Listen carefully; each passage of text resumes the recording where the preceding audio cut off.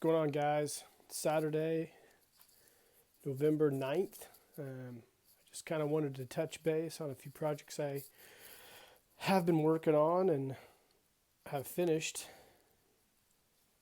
I'll go ahead and start with a couple guys who you might have saw in a previous video. I finally got this Eagle Eye Land Adventure all finished up. As I mentioned, I had to repaint his eyes, and I put his clothes and everything back on him. I got a muscle body repair kit, had a set of late issue boots, and you can see on the outfit there's some discoloration in the green. I might try to get like a fabric marker and see if I can't touch that up, but I might just leave them the way it is. I kind of like keeping the guys the way they come in when I get them in the mail. I really wish that these figures could tell their story, because I think it'd be pretty gnarly if you could just sit and talk to these guys and they could tell you, about being played with and all the adventures they went on when they first got popped out of the bubble card. But he's finished. This is my third Eagle Eye figure I have. He's probably was in the worst shape as far as body-wise goes, but he turned out pretty well. His joints are still pretty tight. I didn't have to restring his lower body or anything, so he's just going to get added to the collection. Pretty excited to have another Eagle Eye. I think they're cool, but the look on their face is always kind of hilarious to me. But I know when I was a kid, my older brother had an Eagle Eye, and I thought it was just the coolest thing in the world.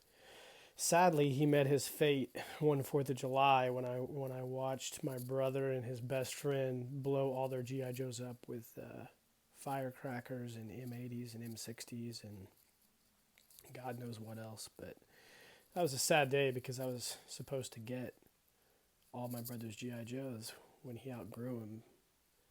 And I watched that all go down. It was pretty horrific. That being said, this guy's finished.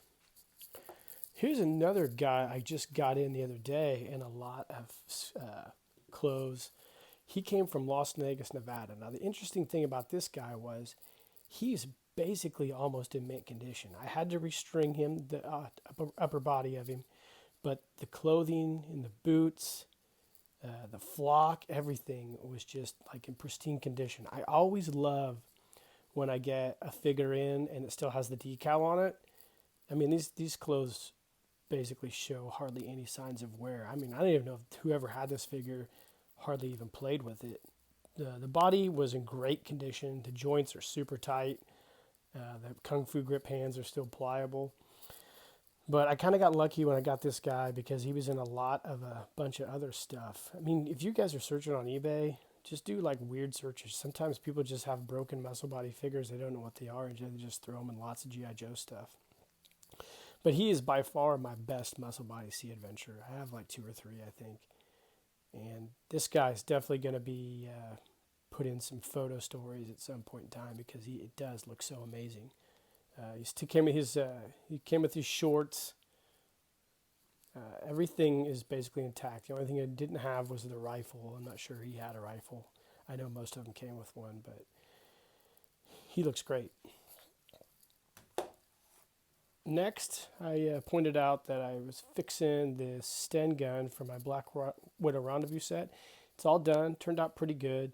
The black doesn't quite match, but I just ordered a clip off Cotswold for it. So when that comes in, I'm definitely planning on, weather permitting, taking some shots outside of my Black Widow Rendezvous set. So I'm pretty stoked for that. Here's something I wanted to share with everybody. Sometimes when you get G.I. Joe lots, whether it be auction or private seller or whatever, the Footlockers are all, various conditions when you buy them. I've got a lot of Footlockers that have been broken, had the sides busted out. I've repaired a lot of them. This is a repaired Footlocker. The whole side was busted out on it. And I just put brand new pieces on the top and repainted it. And then I have a buddy I work with who does vinyl decals. And I just decided to put this giant vinyl decal on this Footlocker after I painted it. I used an orange parachute cord for the new sides, and it's kind of just a neat little custom Footlocker that I keep stuff in. Which brings me to the next thing I want to talk about. This is kind of like my impromptu Astro Locker. But if you guys are watching this video, some of you might know what this is. For those that don't, it's the Flying Space Rescue helmet. Now, funny story about this. I got this helmet in an auction up the road from me. Now, the only thing that was in it was the bubble. So I did a bunch of research. I figured, first of all, I searched through the lot to see if the base was in there. And I couldn't find the base at all. So I did a lot of looking on eBay, and I did a lot of looking on Vintage 3D Joe's, some books I have, and I noticed that the base of this helmet essentially is the same base on the G.I. Joe original space helmet.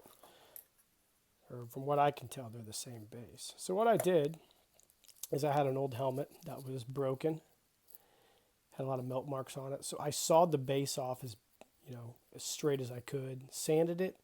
Then I mounted it to the bottom of this Flying Space Adventure helmet, gave it a little bit of a paint job, and voila, I have a Flying Space Adventure helmet. Now, also in the auction lot was the Flying Space Adventure spacesuit. Now, the crazy thing about this was this whole suit was moth-ridden, and it was super discolored. I mean, I was like super disappointed that the suit was in such bad condition because these are pretty rare and they're hard to come by. The zipper was broken, and it was in bad shape. So rather than just throw it out, I took the zipper out. I took the I don't know what you call this portion of the spacesuit, but it was partially there but moth-eaten. Took that off, took the patch off here, then soaked the suit in some bleach. So I diluted bleach, and then used some whitening powder, whitened the whole suit up. My mom sewed a brand new, using the old flap as a pattern, sewed this brand new flap with muslin.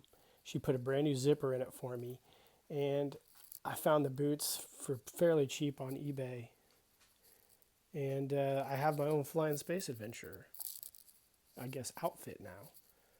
It's not mint, obviously. I mean, it's had some modifications and work done to it. My mom re-sewed the patch back on there because I didn't want to bleach it out when I fixed the figure. Then I had this talking astronaut that was broken for a long time. The talker box didn't work. So I finally took the time a week ago to take the talker box completely apart and redo it. And now he talks.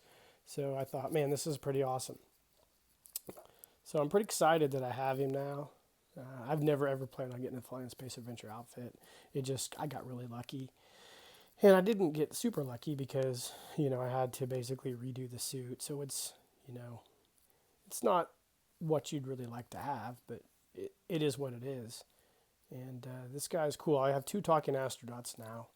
So this guy, if I can find the rest of the pieces, I was kind of hoping there's a guy who does a lot of 3D printing. I was kind of hoping he would make a 3D printed reproduction of some of the gear that came with the Flying Space Adventure. He did make this thing called the Space-O-Matic, which is absolutely amazing. I'd love to get one. Maybe someday I will, but that's what this is a cool project. I was really happy to get this all finished up and have like my own basic Flying Space Adventure figure set. Yeah.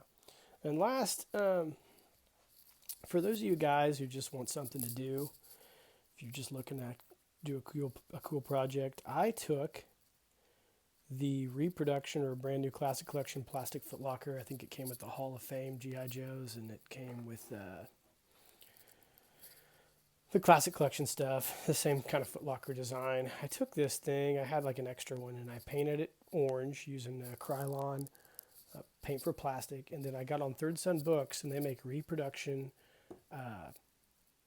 Footlocker decals, and they have one for the Super Joe Footlocker.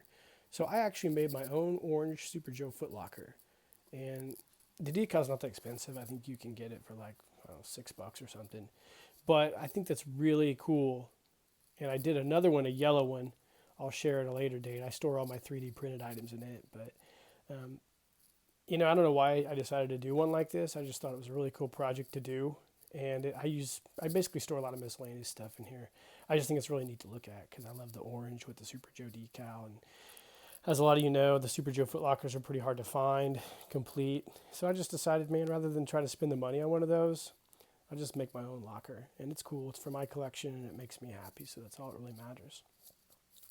So that's about it, guys. I just wanted to share these projects today. It's kind of what's going on in my shop. I've got a few more things I want to share. I've got a custom project I'm working on. I'm not quite ready to post a video about it, but I had to order some stuff from Cotswold today, and I hope to maybe complete it at some time in the future. Hopefully by Thanksgiving, if I'm, time permitted, if my son will let me.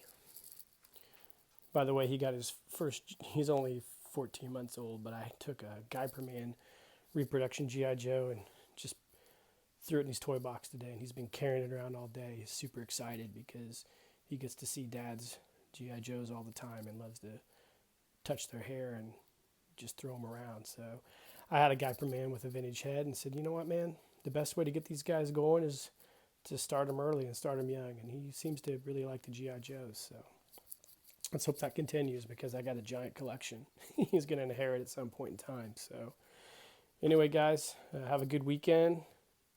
And remember, Epstein didn't kill himself.